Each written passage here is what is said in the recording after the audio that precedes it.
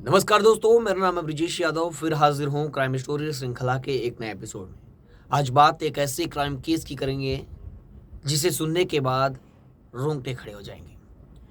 मुंबई के गोराई बीच पर कुछ लोग टहलने गए थे। दिन था 31 अक्टूबर का और धीरे धीरे समय बीता। 2-3 दिन बीता।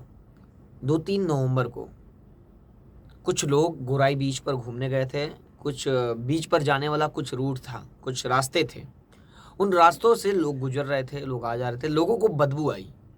लोगों को जब बदबू आई तो लोगों ने सोचा कि कहाँ से बदबू आ रही है। तो लोगों की नज़र एक बाल्टी और एक पैक ड्रम, छोटे छोटे डब्बे प्लास्टिक के, उस पर गई। जब लोगों ने जाकर देखा तो वहाँ बहुत तेज बदबू आई और इंसानी टुकड़े देखने को मिले उन डब्बों में से, पेंट के डब्बों में से। तब लोगों में हड़कंप मच गया। लोगों ने एक दूसरे को बताया कि यहाँ पर इंसानी मांस, इंसानी टुकड़े, बॉडी के पार्ट पड़े हुए हैं डब्बों के अंदर। तो तुरंत नज़दीकी पुलिस स्टेशन को इन्फॉर्म किया गया। मौके पर वहाँ की लोकल पुलिस पहुँची गोराई बीच पर, वहाँ के इलाके में। पुलिस ने धीरे धीरे पूरे इलाके को सील कर दिया और इलाके में सील करने के बाद वहाँ से जो भी बॉडी के टुकड़े हैं उसे अपने कब्जे में लेना चालू कर दी। क्योंकि ये बॉडी के टुकड़े कई दूर दूर जगह जगह फेंके हुए थे, तो पुलिस ने पूरे इलाके में सर्च ऑपरेशन चलाया और सभी बॉडी के टुकड़े को ले लिया। पुलिस ने पंचनामा किया। आसपास जो भी लोग थे जिन्होंने फ़ोन किया, सभी लोगों से बात की कि उन्होंने बॉडी के टुकड़े को कब देखा, कब उन्हें अनुभव हुआ कि यहाँ कुछ बदबू आ रही है, उन्होंने कब इस पर उनकी नज़र पड़ी। ये सारी चीज़ें पुलिस ने डिटेल निकाली। उसके बाद पुलिस ने आसपास के सारे सीसीटीवी कैमरे खंगाले। पुलिस की टीम, कई टीमें बनाई गई। क्राइम ब्रांच की टीम, पुलिस की टीम, और एक पुलिस की टीम सीसीटीवी कैमरे आसपास के खंगाल रही है, और पुलिस एक की टीम पुलिस बॉडी को पोस्टमार्टम के लिए भेजती है। अब इस केस में सबसे बड़ा सवाल ये था कि ये बॉडी जिसके टुकड़े हुए हैं ये कौन है, और इसे इतने बेरहमी से टुकड़े टुकड़े करके अलग अलग डब्बों में भरकर फेंका कौन है, ये सबसे बड़ा सवाल था। और उसका मोटिव क्या था, इतने बेरहमी से इसे क्यों मारा, ये सबसे बड़ा सवाल था इस केस में पुलिस के सामने। अब पुलिस के सामने चैलेंज था आरोपियों को गिरफ्तार करना। जब ये आरोपी गिरफ्तार होंगे तभी जाकर इन सवालों का जवाब मिल पाएगा। अब पुलिस की टीम एक्टिव हुई। जगह जगह सर्च ऑपरेशन चलाया जा रहा था कि कुछ और एविडेंस मिले। सीसीटीवी कैमरे खंगाले जा रहे थे, क्योंकि अब कितने दिन से बॉडी फेंकी हुई थी, वो सारे जब सीसीटीवी देखे जाएंगे कुछ सबूत मिलेंगे। लेकिन जहाँ पर बॉडी मिली वहाँ सीसीटीवी कैमरे नहीं थे शायद। वहाँ के आसपास के रूट के सारे सीसीटीवी कैमरे पुलिस खंगाल रही थी। अब धीरे धीरे समय बीता और पुलिस की टीम किसी तरह उन जो टुकड़ों को है जो आसपास फेंके गए थे, उनके आसपास के जो भी रूट हैं वहाँ के सीसीटीवी पुलिस को मिल गए।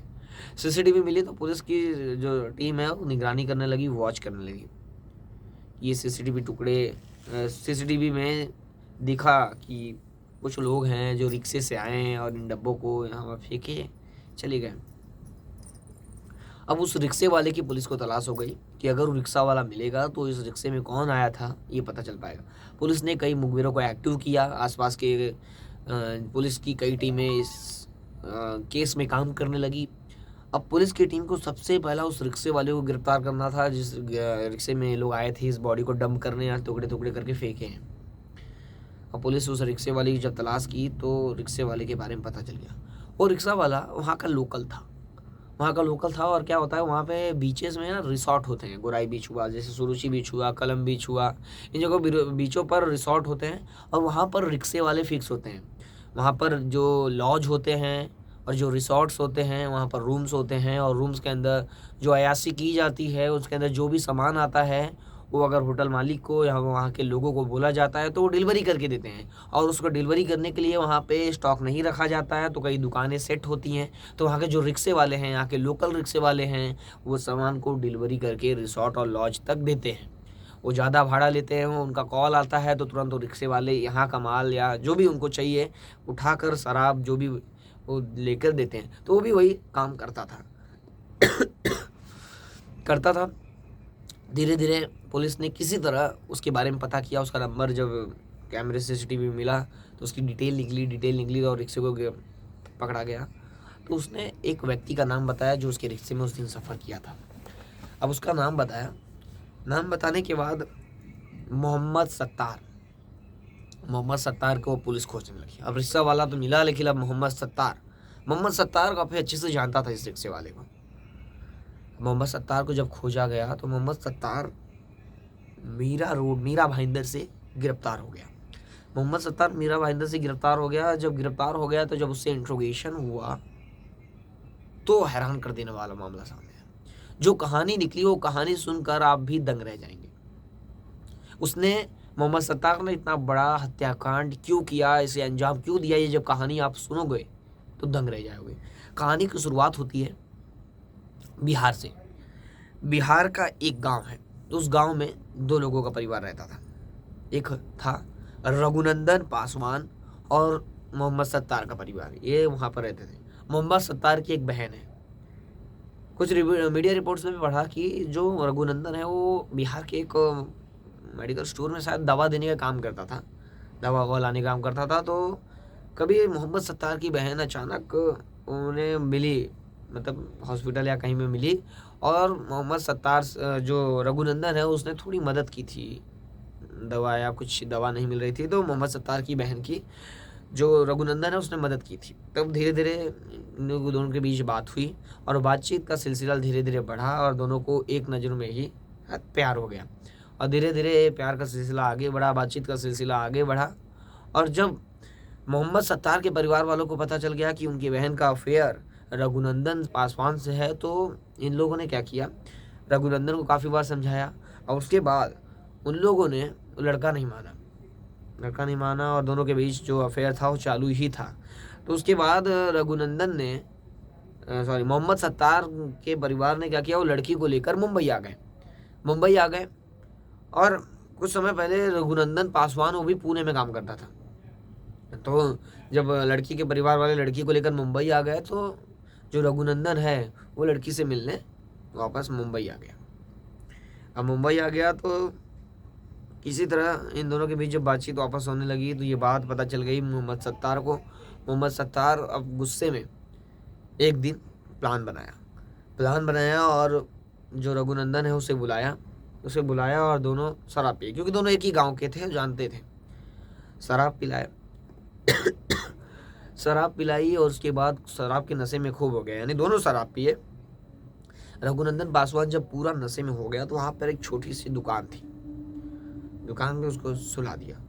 सुलाने के बाद जो एक मछली काटने के लोग, जो मोहम्मद सत्तार का परिवार है मछली बेचने का शायद काम करता था, तो मछली काटने वाला एक हथियार था, उसकी मदद से उसकी हत्या कर दिया उसने। मोहम्मद सत्तार ने रघुनंदन की हत्या कर दिया नशे में।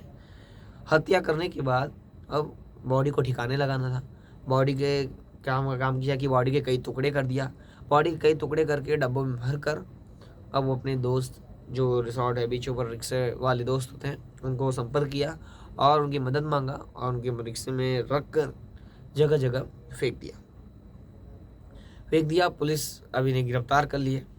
अब आगे इस मामले में क्या होता है ये देखना वाला होगा कि पुलिस ने कोर्ट के सामने पेश किया, पुलिस ने पुलिस कस्टडी भेज दिया है।